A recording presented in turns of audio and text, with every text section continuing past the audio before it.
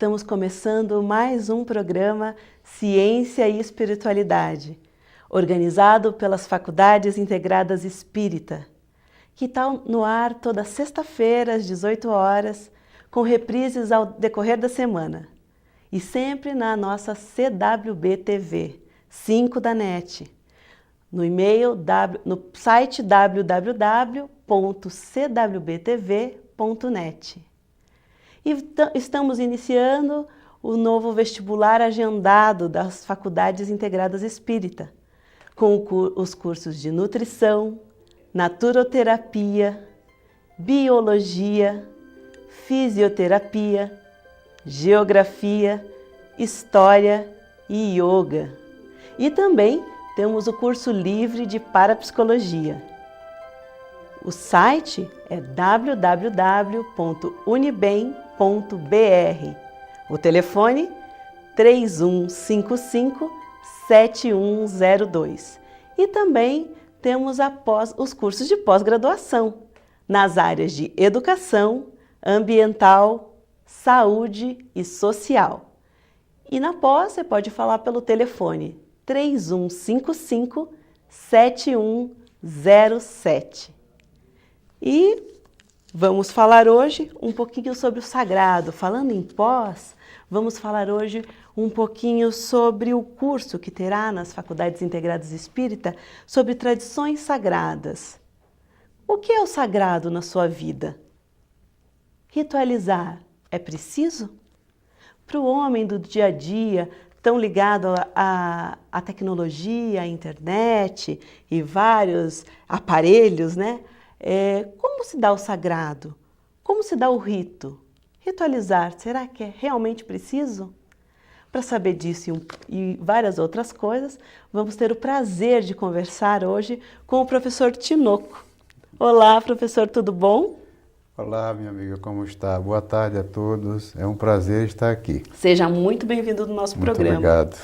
E falando em ritualizar, em tradições sagradas, como a gente pode explicar o que são as tradições sagradas? Não é muito fácil explicar em rápidas palavras o que sejam as tradições sagradas. É mais fácil falar sobre o sagrado. Certo. Que, por sinal, também não é muito fácil. É muito difícil conceituar o que seja o sagrado. Rudolf Otto, filósofo alemão, no seu livro intitulado O Sagrado, numa tentativa de defini-lo, ele diz que o sagrado é o mysterium tremendum, é o mistério que causa medo, é a sensação de se perceber próximo de algo que não é deste mundo, a sensação de estar próximo diante de algo que é divino. Então, o sagrado, em rápidas palavras, pode-se definir isso. Quer dizer, em síntese, não se pode definir bem o sagrado, né? Uhum. Mas a gente sabe o que é. A gente sente, né? A gente sente o que seja. E faz parte, né, do dia a dia, a questão de ritualizar, dentro de etapas da vida da gente, né? A gente ter essa busca, né, do sagrado. Como se dá isso? Sobre isso eu gostaria de contar uma historinha rápida, pode ser, né? Perfeito. A historinha é verdadeira. Com o término da Segunda Guerra Mundial, houve o chamado Plano Marshall, um empréstimo, sobretudo dos Estados Unidos, para soerguer a Europa destruída pela Segunda Guerra. Por exemplo, a Polônia foi um dos países que mais sofreram com essa guerra. Os seres humanos lá vestiam andrajos, né? Não tinham residência, não tinham comida, não tinham nada, eram apenas restos de seres humanos. Então foi feita uma espécie de eleição, de votação, onde a pergunta à população de Varsóvia era a seguinte: por onde devemos começar a construção da cidade? E a resposta quase unânime foi pela catedral. Então aquele povo destruído, roto, maltrapilho, faminto, poderia ter dito: não, nós queremos um supermercado, nós queremos casas para morar, nós queremos escola para nossos filhos, universidade para nossos filhos. Não, eles quiseram a reconstrução da catedral. Isso significa dizer que eles estavam sedentos do sagrado, né? Se você devolve o sagrado à pessoa, você devolve o eixo da sua vida. Quando você retira o sagrado, nós perdemos as nossas referências, né? Então, essa era que nós estamos vivendo agora, é chamada pós-modernidade, ela se caracteriza sobretudo pela ausência do sagrado. Certo. E assim, hoje, no mundo de hoje, que por um lado a gente vê o materialismo, né, forte, por outro, quais são as principais vertentes, as principais religiões, os principais movimentos espiritualistas que estão acontecendo? Olha, as principais religiões do mundo seriam, primeiro, as do grupo do monoteísmo semítico. As religiões que pertencem ao monoteísmo semítico é o judaísmo, o cristianismo e o islamismo. Depois nós temos as religiões das chamadas mitologias arianas, que é o budismo, o hinduísmo, o jainismo e as religiões ligadas mais à Índia e à Ásia. Teríamos ainda o confucionismo, que é o que se discute se é uma religião ou não. Teríamos na China o taoísmo, no Japão o shintoísmo. Essas seriam as mais importantes, né? Agora, teríamos outro grupo de religiões chamadas são aquelas que pertencem às chamadas matrizes africanas, né? Essas religiões seriam a Umbanda, que é uma religião sincrética, mas que veio da África e aqui sincretizou-se. Teríamos o Candomblé, que é uma religião africana autêntica, sofreu pouco sincretismo no Brasil, mas é uma religião das matrizes africanas. E teríamos ainda o Vodou, que predominou mais no Haiti. Então, essas seriam as principais religiões que existem no mundo atualmente. Você acredita que esse momento que a humanidade passa, né, depois de se buscar tanto fora, tanto querer entender o mundo, querer buscar em galáxias, novos planetas, existe hoje um movimento contrário, que é um movimento para dentro do ser humano? E isso também está de acordo, né? Busca o sagrado dentro disso, né? Está, Célia. De fato, o materialismo está dominando, né? O materialismo, sobretudo o ateísmo, né? E a consequência do materialismo e do ateísmo é a falta de sentido para a vida, né? As pessoas não sabem mais o sentido da sua própria vida.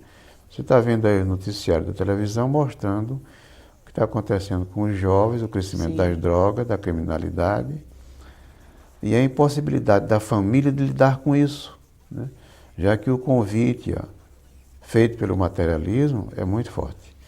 Mas, né?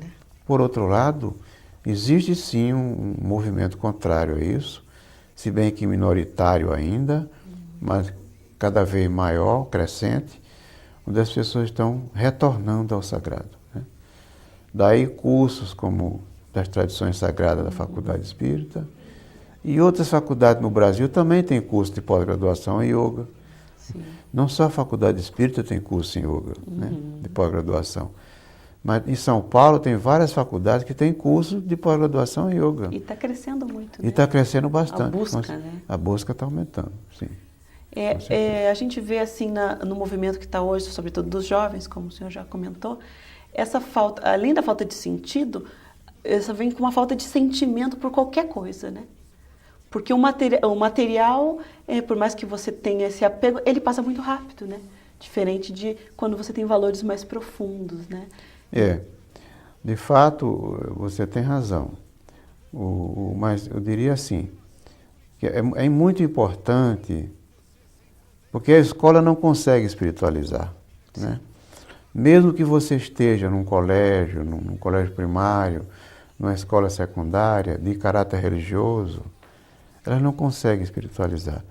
Porque o aluno já vai ao curso descrente da religião. Eles são os próprios pais que ajudam a causar no filho a descrença pelas religiões.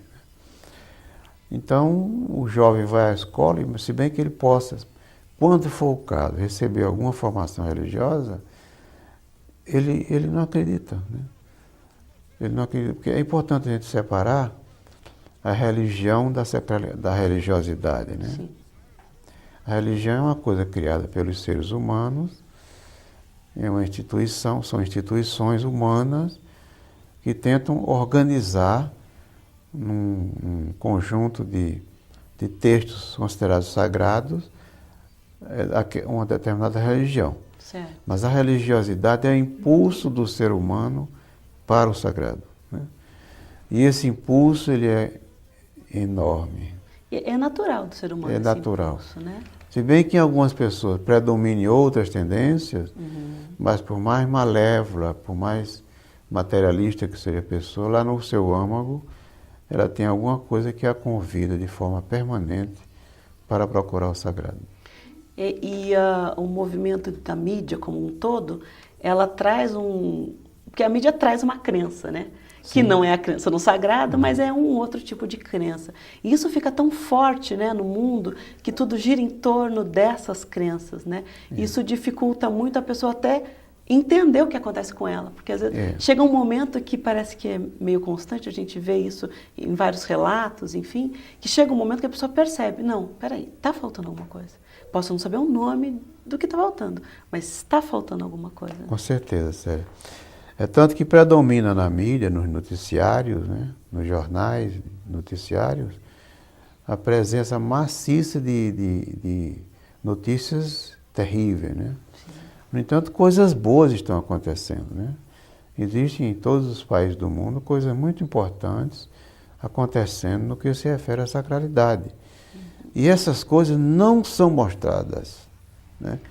Então, pela maciça presença de notícias sobre assassinato, roubo, latrocínio, etc., as pessoas terminam achando que está havendo um aumento desenfreado do materialismo.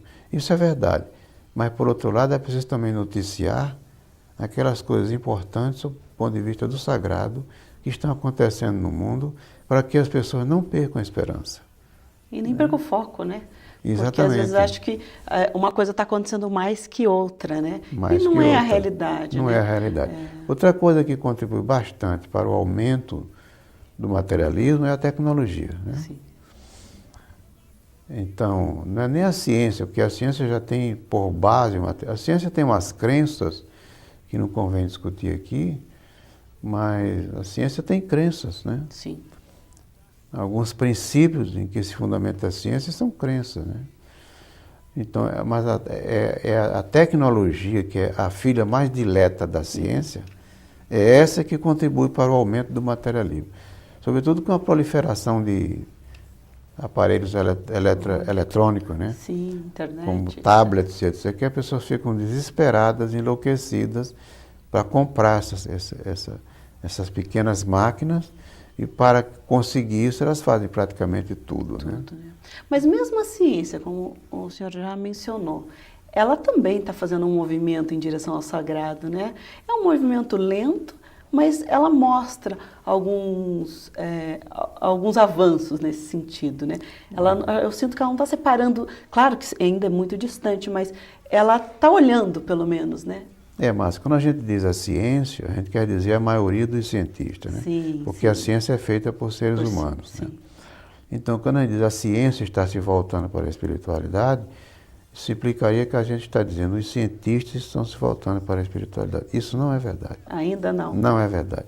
São apenas alguns cientistas, né? Alguns cientistas. Mas você não acredita que Alguns seja estão se voltando. começo, um pequeno movimento que pode gerar Pode ser. bons resultados? Mas, por exemplo, muita gente acha que a mecânica quântica está provando a espiritualidade. Isso é uma bobagem, né? A mecânica quântica não está provando espiritualidade nenhuma. A mecânica quântica apenas está mostrando a importância do observador no contexto da realidade, né? Então, antes a física foi construída, foi edificada sob a ideia de que o observador não participa do mundo, né? Hoje, na mecânica quântica já introduz o observador na realidade como um fator